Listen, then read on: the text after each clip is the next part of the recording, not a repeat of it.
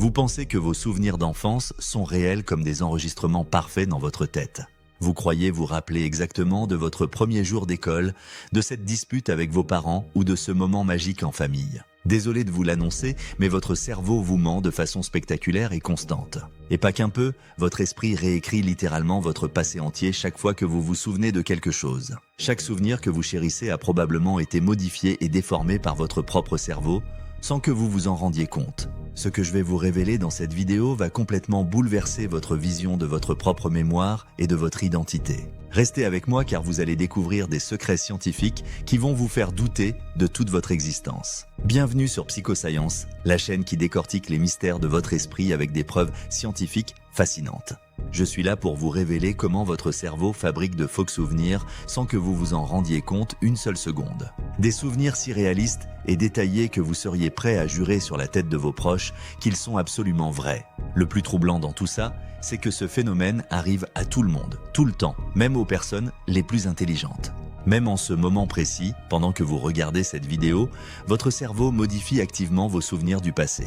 Votre mémoire n'est pas un enregistrement fidèle de votre vie, mais plutôt un artiste créatif qui repeint constamment votre histoire personnelle. Laissez-moi vous raconter une expérience troublante menée par la célèbre psychologue Elizabeth Loftus qui a révolutionné notre compréhension de la mémoire. Elle a montré à des participants de vraies photos de leur enfance, mélangées avec une fausse photo d'eux dans une montgolfière créée par ordinateur. Cette photo truquée était si bien réalisée qu'elle semblait parfaitement authentique, avec des détails convaincants et une qualité professionnelle. Le résultat de cette expérience a choqué la communauté scientifique entière et remis en question tout ce qu'on pensait savoir sur la mémoire. 50% des participants ont développé de faux souvenirs détaillés de ce voyage en montgolfière qui n'a jamais eu lieu. Ils se souvenaient du vent sur leur visage, de la peur qu'ils avaient ressentie, même de ce qu'ils portaient exactement ce jour-là. Leur cerveau avait littéralement inventé un souvenir complet, avec des émotions, des sensations et des détails précis. Et le plus fou dans cette histoire, c'est qu'ils étaient absolument convaincus que ce souvenir était vrai et qu'ils l'avaient vraiment vécu. Si vous trouvez cette vidéo fascinante et que vous voulez découvrir plus de secrets de votre cerveau, abonnez-vous maintenant et activez la cloche pour ne rater aucune de nos révélations scientifiques qui vont changer votre vie. Premier chapitre. Pourquoi notre cerveau nous trompe de façon si sophistiquée et pourquoi c'est en fait normal. Contrairement à ce qu'on pourrait naïvement penser, nos souvenirs ne sont pas stockés comme des vidéos parfaites dans notre tête. Votre mémoire ne fonctionne pas du tout comme un disque dur d'ordinateur qui stockerait des fichiers intacts et inchangés. Imaginez plutôt votre mémoire comme un puzzle géant que vous reconstituez à chaque fois, mais avec des pièces qui changent mystérieusement de forme.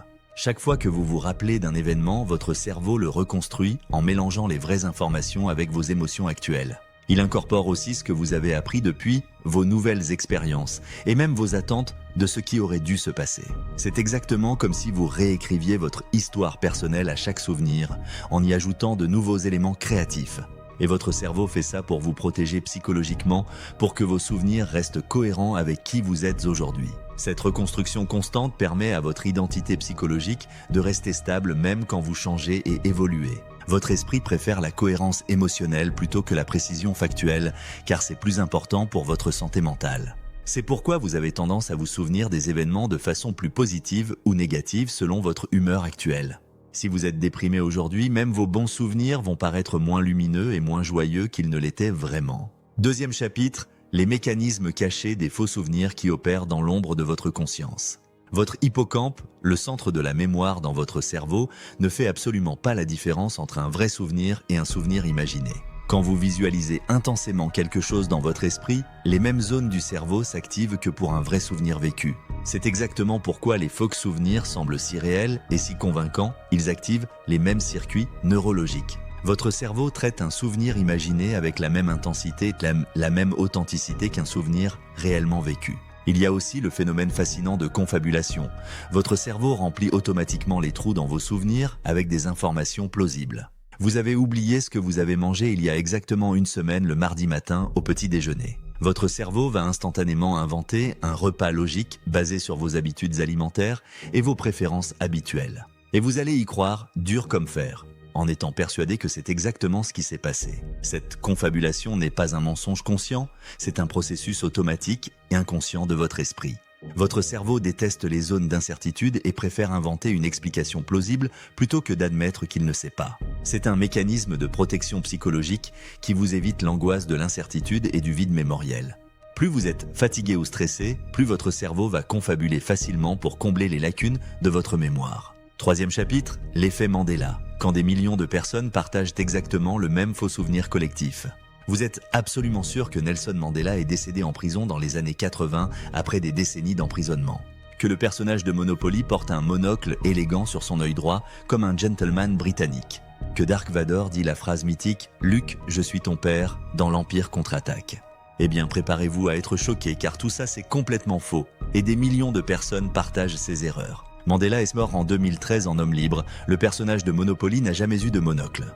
Et Vador dit en réalité « Non, je suis ton père » sans jamais prononcer le prénom Luke dans cette scène. L'effet Mandela prouve que notre cerveau préfère les souvenirs qui font sens, même s'ils sont historiquement incorrects.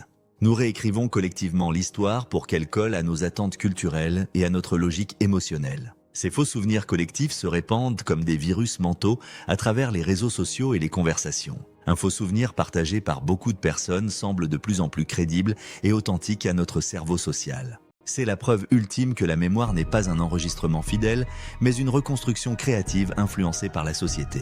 Notre cerveau fait plus confiance aux souvenirs collectifs qu'à ses propres enregistrements, ce qui peut créer des distorsions massives. Quatrième chapitre, les conséquences terrifiantes dans la vraie vie qui bouleversent notre système judiciaire et nos relations. Les faux souvenirs ne sont pas juste des curiosités scientifiques amusantes, ils ont des impacts dramatiques sur la société. Ils bouleversent profondément la justice pénale et remettent en question la fiabilité des témoignages oculaires. Des centaines d'innocents ont été condamnés à cause de témoins sincèrement convaincus d'avoir vu quelque chose qui ne s'est jamais passé. Ces témoins ne mentaient pas consciemment. Leur cerveau avait créé de faux souvenirs qu'ils croyaient absolument réels. L'ADN a depuis innocenté de nombreuses personnes qui avaient été formellement identifiées par des témoins oculaires convaincus. Vos souvenirs d'enfance les plus précieux et émouvants sont probablement déformés par des décennies de reconstruction mentale. Cette dispute importante avec votre meilleur ami à l'adolescence, vous ne vous souvenez sûrement pas de ce qui s'est vraiment passé. Les détails que vous considérez comme gravés dans la pierre ont probablement été modifiés, embellis ou dramatisés par votre esprit. Et c'est parfaitement normal et humain, votre cerveau privilégie la cohérence émotionnelle plutôt que la précision factuelle. Dans vos relations amoureuses, les souvenirs romantiques sont constamment réécrits selon l'état actuel de votre couple. Si vous êtes heureux ensemble, même les disputes passées vont sembler moins graves et plus facilement résolues. Si vous traversez une crise, même les moments magiques vont perdre de leur éclat et sembler moins authentiques qu'avant. Cinquième chapitre, comment se protéger des faux souvenirs et développer une relation plus saine avec votre mémoire. Première astuce fondamentale, tenez un journal personnel détaillé où vous notez vos expériences importantes. Écrire vos expériences en temps réel crée une trace plus fiable que votre mémoire qui va se déformer avec le temps. Ce journal devient une encre de réalité qui vous permet de confronter vos souvenirs actuels avec ce qui s'est vraiment passé. Deuxième conseil crucial, questionnez vos certitudes les plus absolues, surtout concernant les événements importants de votre vie. Plus vous êtes sûr d'un souvenir, plus il risque paradoxalement d'être déformé et inexact car votre cerveau l'a beaucoup retravaillé. Les souvenirs les plus vivaces et détaillés sont souvent ceux qui ont subi le plus de reconstruction et d'embellissement. Troisième technique essentielle, croisez les sources en demandant à d'autres personnes présentes leur version des faits. Comparez votre souvenir avec des photos, des vidéos ou des témoignages d'autres participants pour avoir une vision plus objective. Quatrième stratégie, acceptez que vos souvenirs soient imparfaits et subjectifs. Ce n'est pas un défaut, mais une caractéristique humaine normale.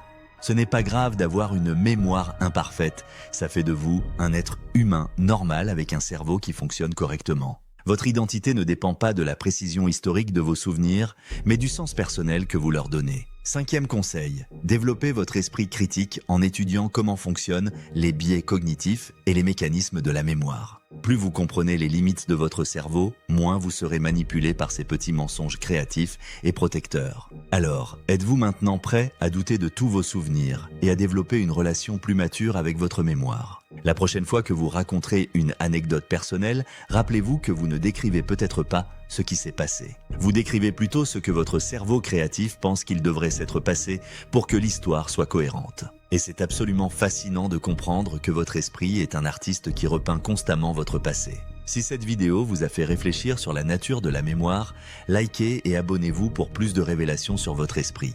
Dites-moi en commentaire, Quel souvenir d'enfance vous paraît maintenant suspect après avoir regardé cette vidéo? Et surtout, partagez cette vidéo avec vos amis, ils méritent eux aussi de découvrir que leur cerveau leur ment quotidiennement.